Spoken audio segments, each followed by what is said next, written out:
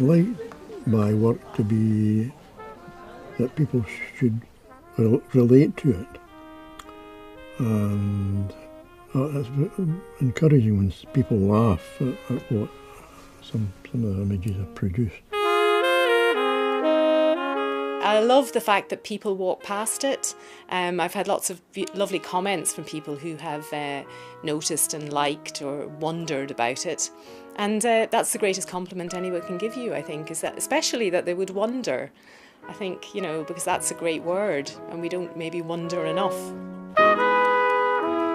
I would see the paintings as an enabling thing, enabling people to feel and to touch maybe things in their own lives. The university building provides so variety of spaces, different characters, many courtyards and entrance. The context of the community that you have in Stirling, where you have students obviously and then the staff, it is an ideal opportunity to get a really wide range of feedback from different people.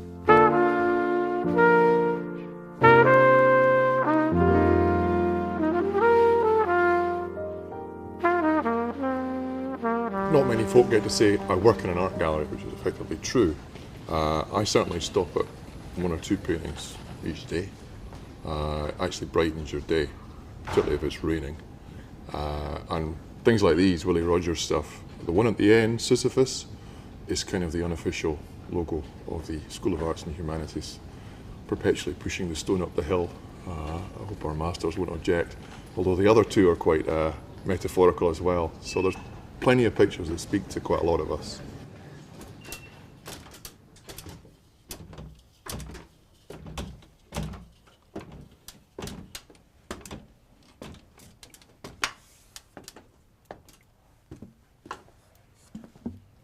When I'm working here, sometimes everything's silent. I don't have any music on, and other times I have classical music, and other times I have jazz, and it can depend on the weather too. You know, I should be outside in the garden on a day like this. No, get this done first, and then go out to the garden. In primary one at school, when the school was quite near the Forth and Clyde Canal, and my best friend was very knowledgeable about the boats on the canal. And one day in primary one we drew a drawing of a puffer. So I did my drawing and he did his drawing, other people did their drawing. And to my great annoyance, his picture was put up on the wall and mine wasn't. I thought, so it was an incentive at an early age to say, I want to be an artist, and I haven't put my picture up. So eventually my picture was put up in various places, etc. But no, I'm just an ordinary bloke that enjoys the family very, very much, love them dearly, enjoy the garden, enjoy friendships, and enjoy my painting and printmaking. I never really thought of myself as an artist. I was Anne's husband. I was the children's daddy. I was a teacher to pupils. And being an artist just happened to be parallel to that. A kind of an idea for a print or a painting that just suddenly appears, and I'll get a piece of scrap here, just write it down and to be worked on at a later date. Anything that I try to force doesn't work. It's got just to appear in its right time. The books here, here's one of Paris.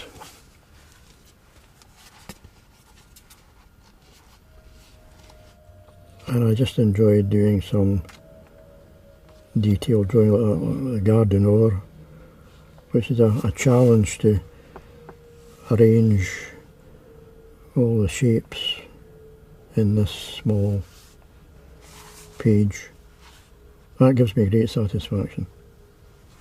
It's like probably playing a musical instrument and all the notes are right and the timing's right, and the sense is right.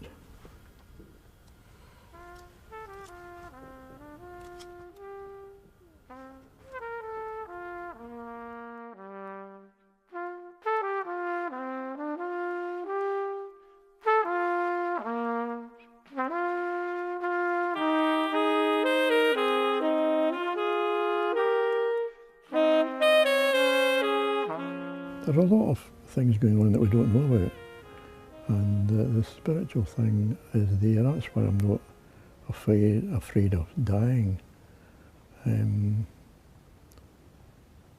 because I believe in a further life, although I don't think you want to boast about it in case it's not. I don't know. I have my quiet moments. Which we all should have, and just you and your maker, you know. And I've got an awful lot to be thankful for. So before the day of judgment comes along, I just go on with the artwork.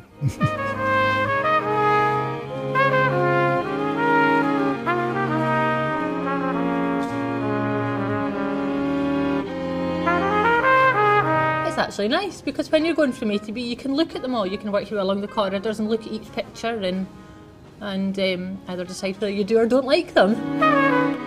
A lot of it I like, but there is the odd one that I'm not particularly fussed on, but that's art, isn't it? I think it broadens your knowledge because you look and you see and you look who's drawn them, and it just brightens the workplace. Makes it a nicer place to be.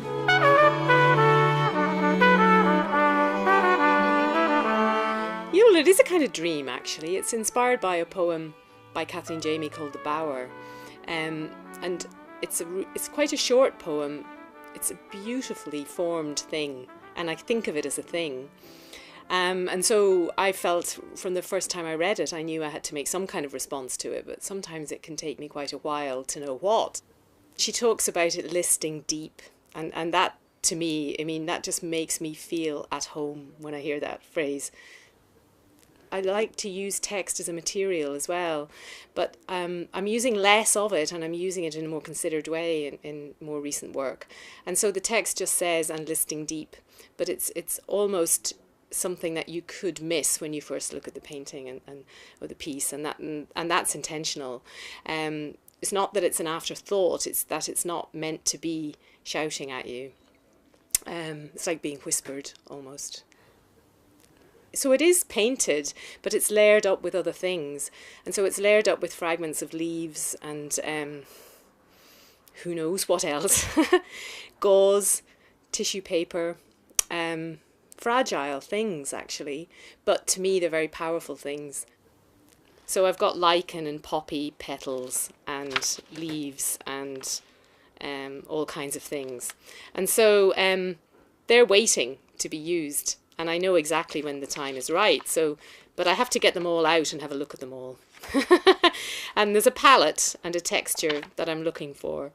And I sometimes get very inspired too by the impression that they've made in the book. And that can be, sometimes I'll tear that page out and use the whole thing because the impression is as nice.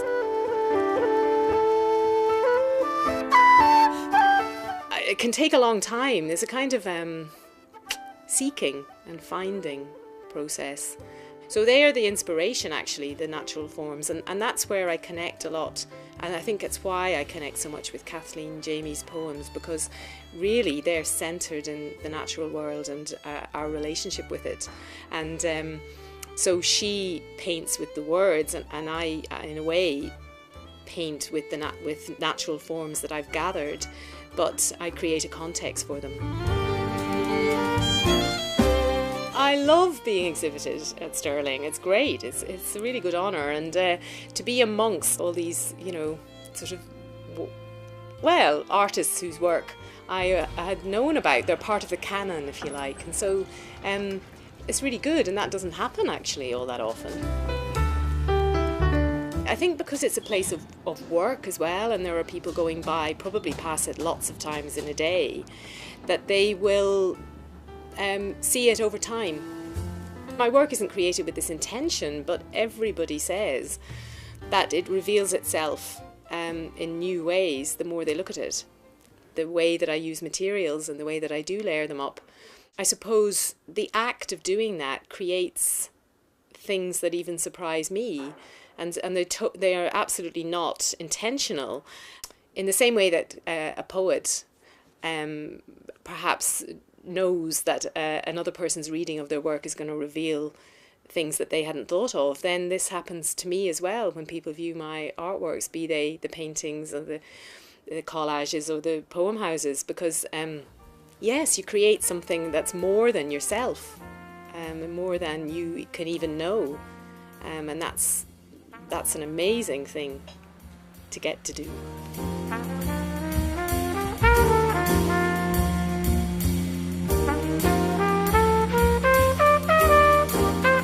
I was very surprised. I did not expect that. In fact, we moved over from another building, and it was a real chance to see the artwork. And every day, it sort of takes me a different route. Depending on which way I move to my office, I walk to my office, I can see a different piece. And the sculptures in the corridors. So everywhere you are, you're surrounded by art.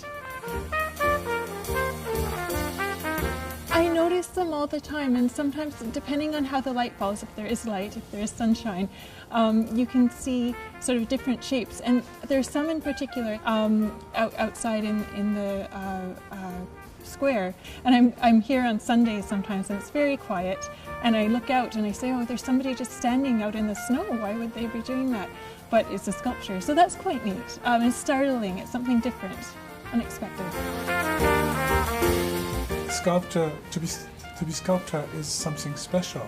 You work with real materials, with interesting ideas, you research of society, history, science, whatever you name it, then you make something by yourself, and the whole process is all yours, or mine, I must say. So I am a genuine sculptor, which I am and which I want to be. From being a very small child, one of my favourite things anywhere in the world was the Degas ballerina in the National Gallery's collection. And I managed to talk the guard into actually letting me touch it. So he just said very tactfully, I'm going to be investigating the other room, and I'll be gone for 10 minutes. I won't be able to see what you're doing. The idea of this was really, almost came from a kind of Japanese fan and the way it folds out. But then I also just like the way that by folding the shape like this, you get the light catching it in different ways. And then the reason for this was actually originally made as a pair to go at Mellestane House, and then they were on two pillars, and just behind them was an antique statue of Hermes, or Mercury, depending on whether you use the Greek or the Roman name. So I just was playing with the idea really of having this antique statue of a Greek god, of how could I represent them with totally modern pieces in order to fit in that environment. I think in a lot of ways, it's how the context changes with the different places quite interesting, because of course now that they're in Pathfoot, not necessarily the Greek side of it comes, or the Roman mythology side of it comes out at all, but then if anybody does find the title, then I think it might hopefully open a door of imagination of why on earth are they called Mercury and Hermes, and get people thinking a bit. We work together quite a lot, but in a sense of making pieces for the same site. I mean, within our building, her piece comes in front, my piece goes to the back side, or going to the courtyard, or similar like in a Stirling University settings. A couple of occasions we did putting ideas together and just made one piece between us, from idea to completion, production completion. And you're still married? Yeah. Oh yeah, that's a miracle. It's amazing, isn't it? But he's actually much braver than I am, because he's a very good critic, and he will come into the studio and look at all my toys, all my maquettes, and tell me that they're simply not good enough. and I've got what on earth am I doing, and I could do so much better. I tend to be a bit of a wimp because I'm not sure if I could get away with doing that. Well, at the end, you always come back with a better idea, so it's worth pushing it.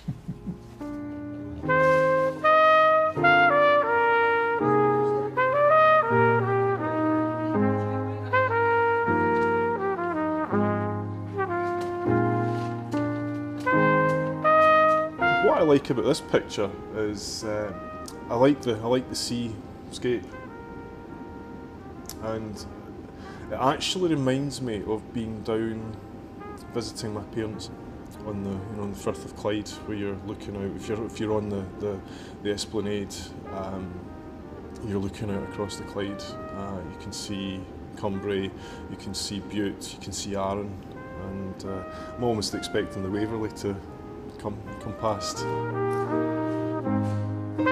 There's something very calming about being by water, and again, quite often when I'm in a sort of visiting family in Largs, go out sailing, and it's great to be out on the water and just be completely detached from the land and those that are around you.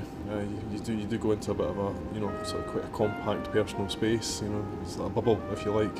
Where there's, with the exception of the people that are on the boat, nobody else is sort of close to you, and it gives you that, not solitude as such, but it does detach a bit from some of the sort of stresses and strains of everyday life. So it evokes all these feelings, this painting. I like the style of the building, the 1960s architecture, and I like the fact that you can walk through this big, long, wide corridor with lots of natural daylight, and you've got all these paintings that you can stop and look at. Well, I don't know the corridor. I've never been in it, although I've heard about it. I'm a bit equivocal about how people look at pictures, and maybe look at my pictures. But I'm inclined to think, the post-impressionists and post-impressionist painters had this thing about the person who looks at the picture takes to the picture their own preconceptions and their own life and their whole life story, and that affects profoundly the way they look at the painting. This sounds affectation, but it's not. I'm not a fan of my own painting. I'm always dissatisfied. And but sometimes you do something and you think, that's okay. What did I do there? And I'm not very sure what I did, but there it is, And a lot of the time, the painting consists of working over an area and standing back and saying, oh, what the hell, lift it out and come at it again.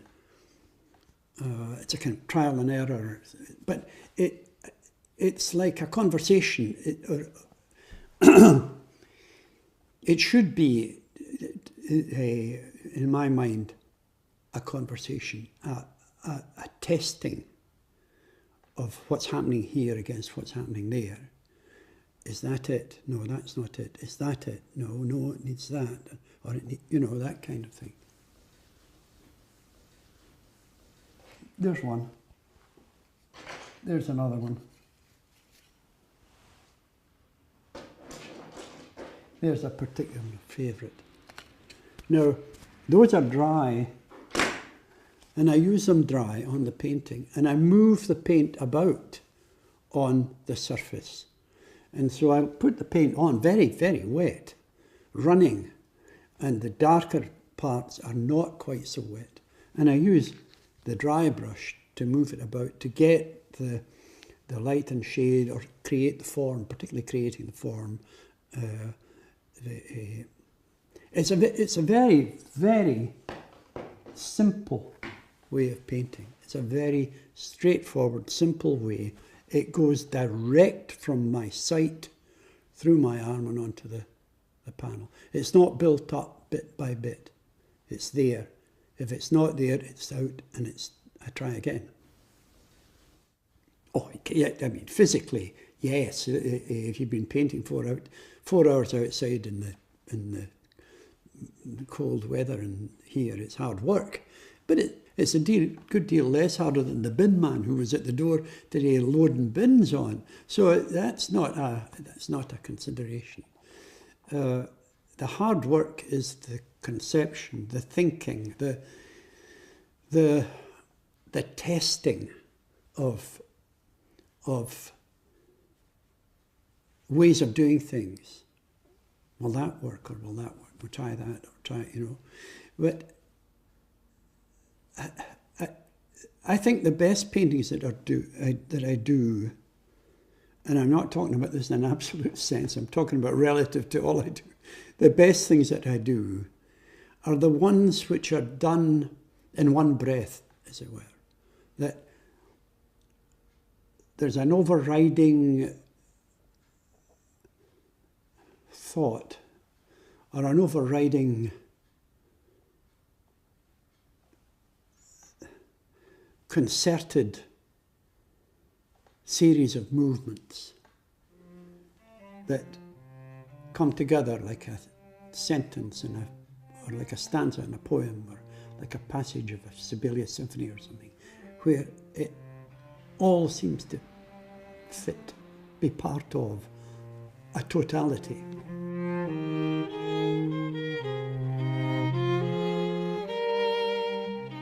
That, I would say, is, when that happens, that is satisfactory. That is something to enjoy.